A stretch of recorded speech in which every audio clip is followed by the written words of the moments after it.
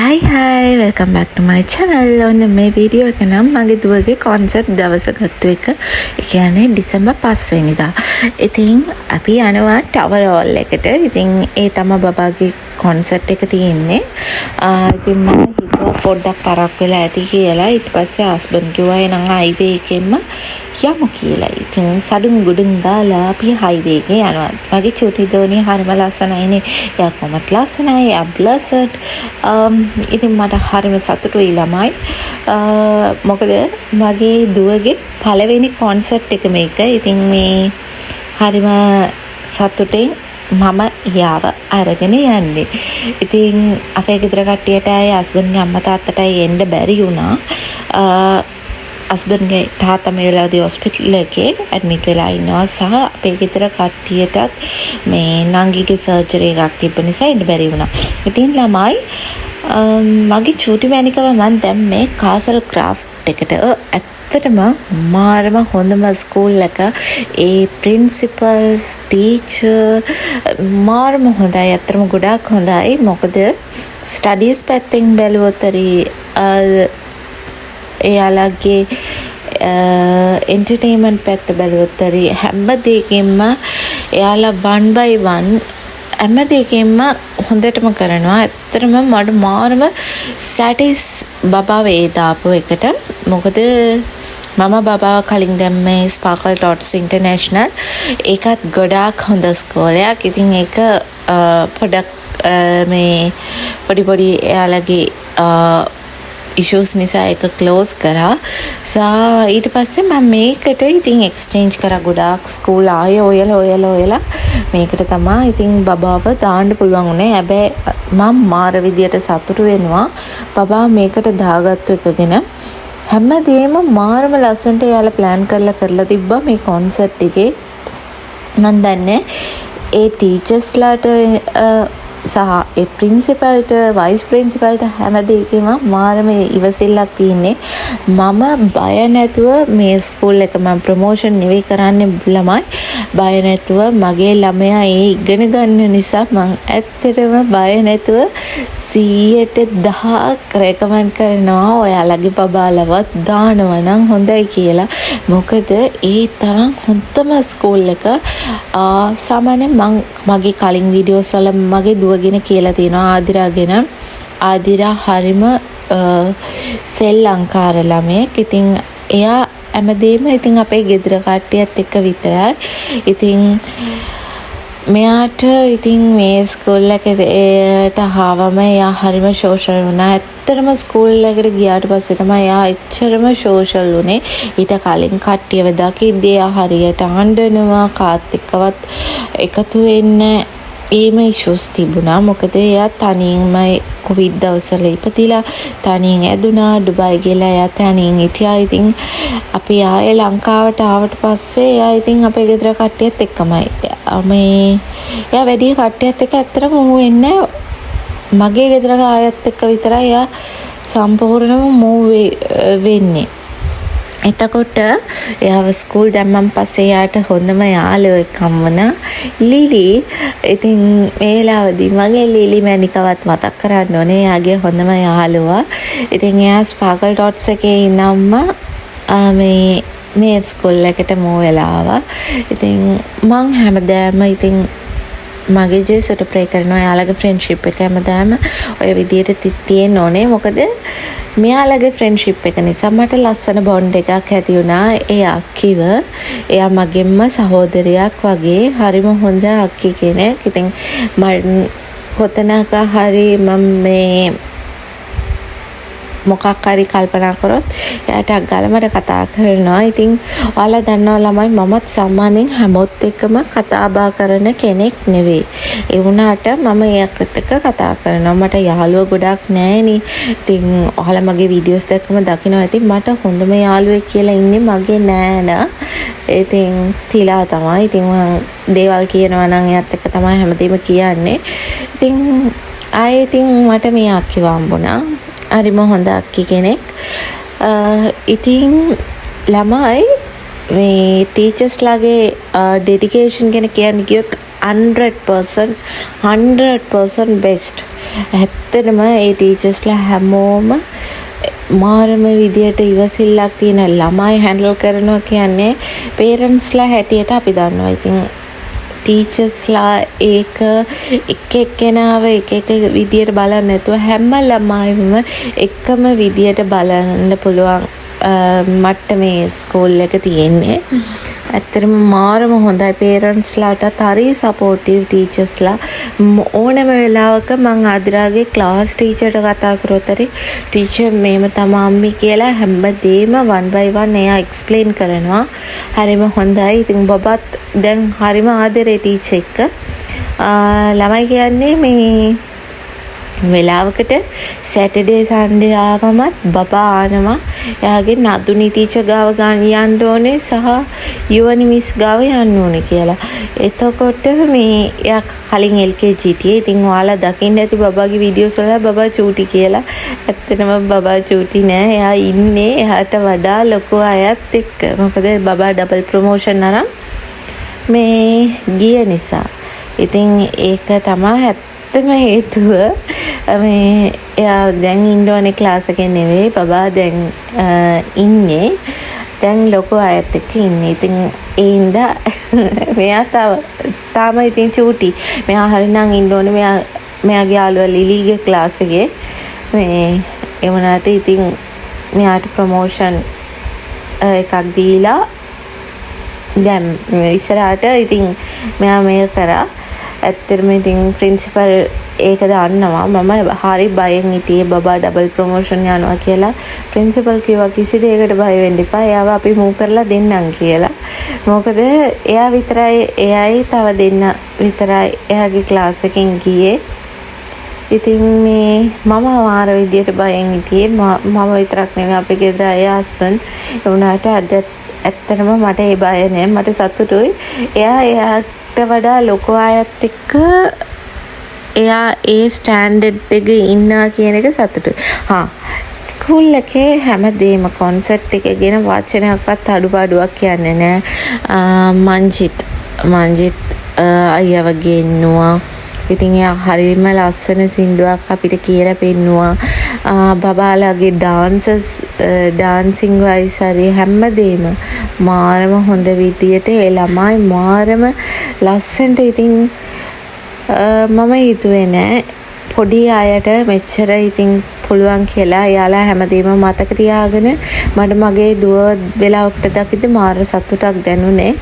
එයා හැමදේම මතක තියාගෙන ඒ ලස්සනට නටද්දි හරිම කියුට් ප්‍රින්සස් කෙනෙක් වගේ. ඉතින් මම අම්මා කෙනෙක් විදියට මගේ සතුට මම මේව තමයි ප්‍රකාශ කරන්නේ.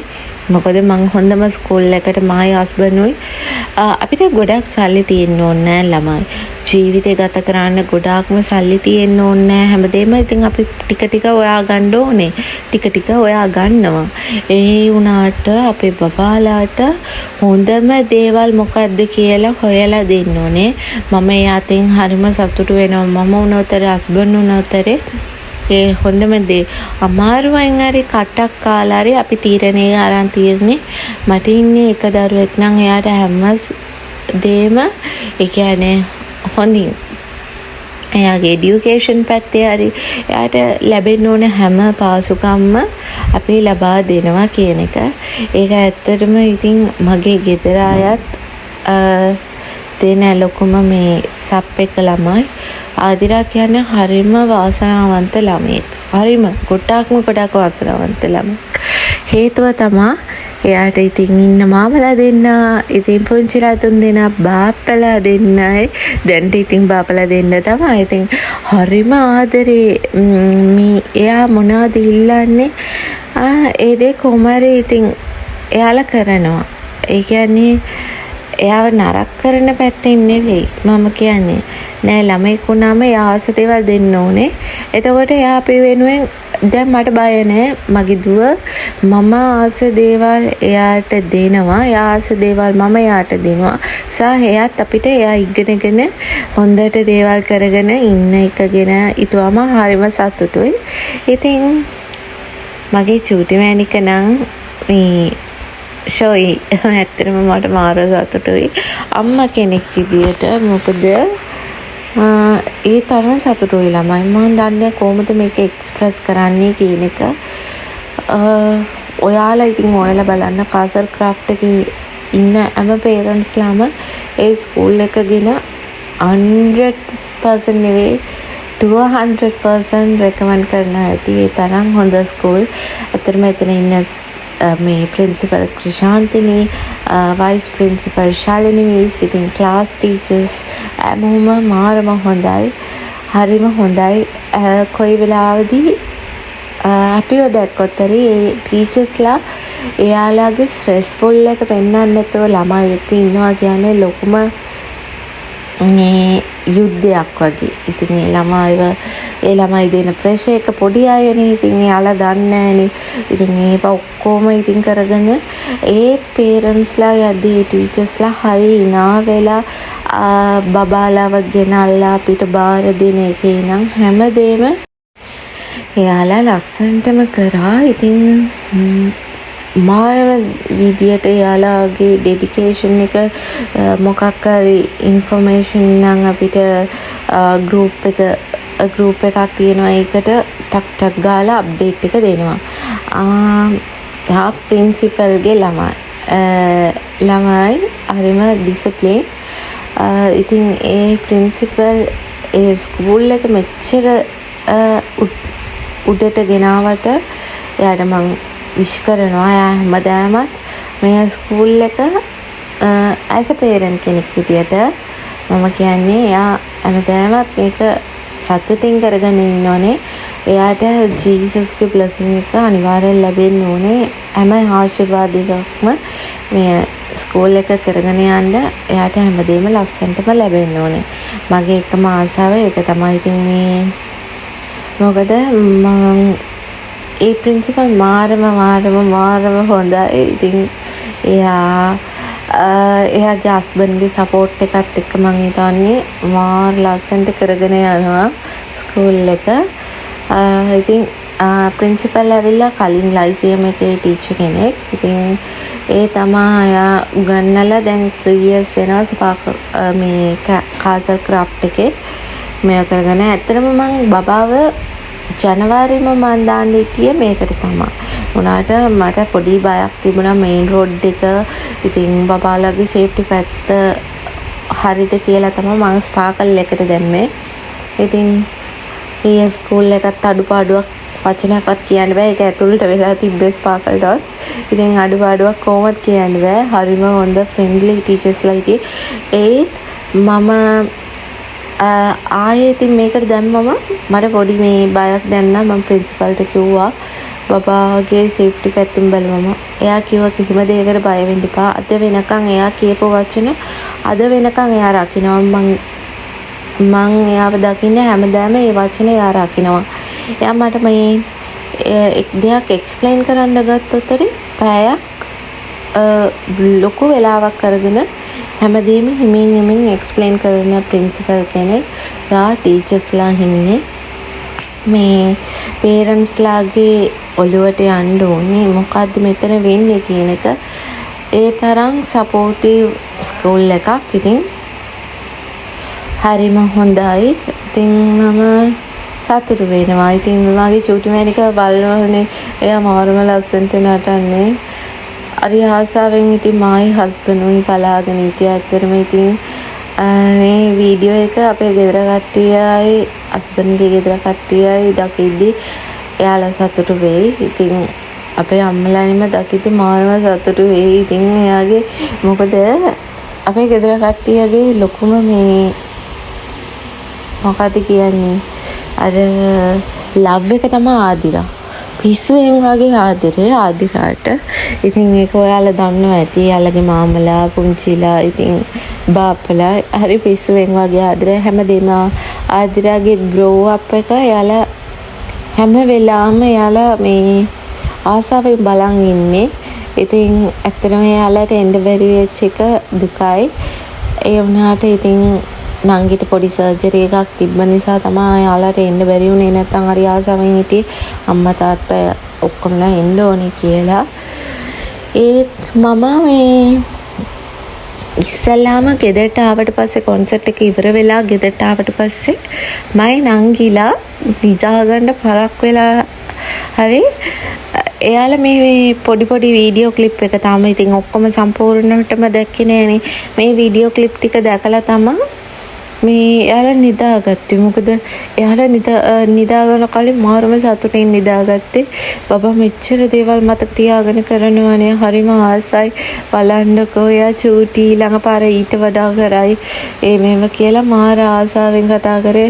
මට මතකයි අපේ අම්මා මේ අම්මා කියනවා මගේ චූටි මැනික කොහොමද ටැලන්ටඩ් නේ මේව කියලා. ඉතින් අපේ අම්මා පුංචියටවත් ආදිරාගෙන පොඩ්ඩියටවත් මොකුත්ම කියන්නේ නැති චරිතයක්.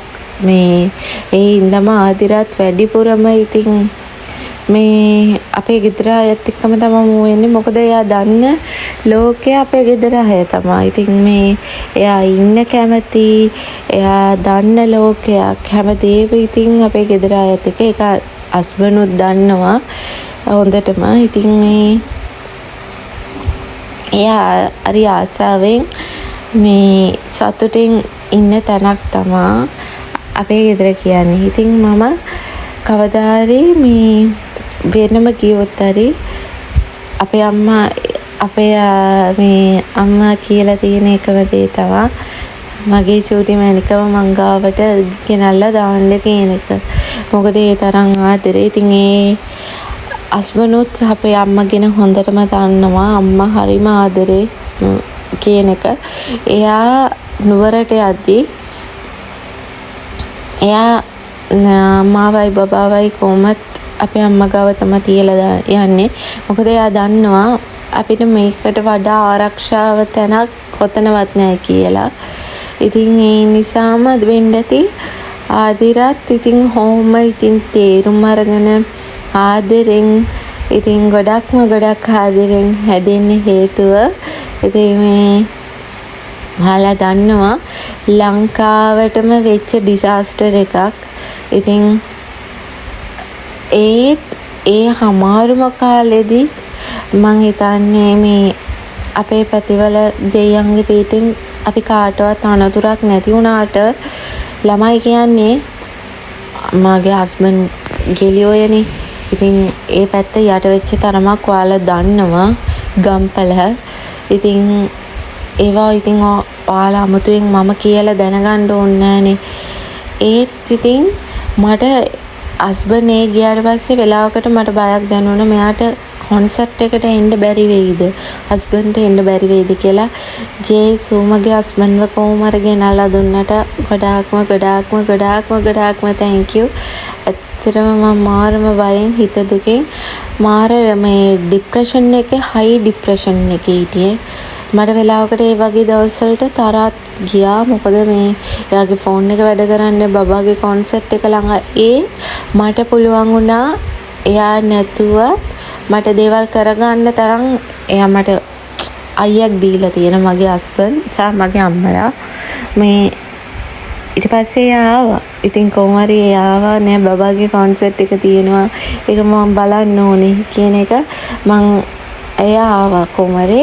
මොකද මේ එයා හරිම ආසයි දුව මාර විදියට ආසාවෙන් තමයි හැමදේම එයාට එකින් එක බලලා තමයි හස්බන්ඩ් කරන්නේ. හැම පාසුකමක්ම ලබා දෙන්නේ එකින් එක බලලා.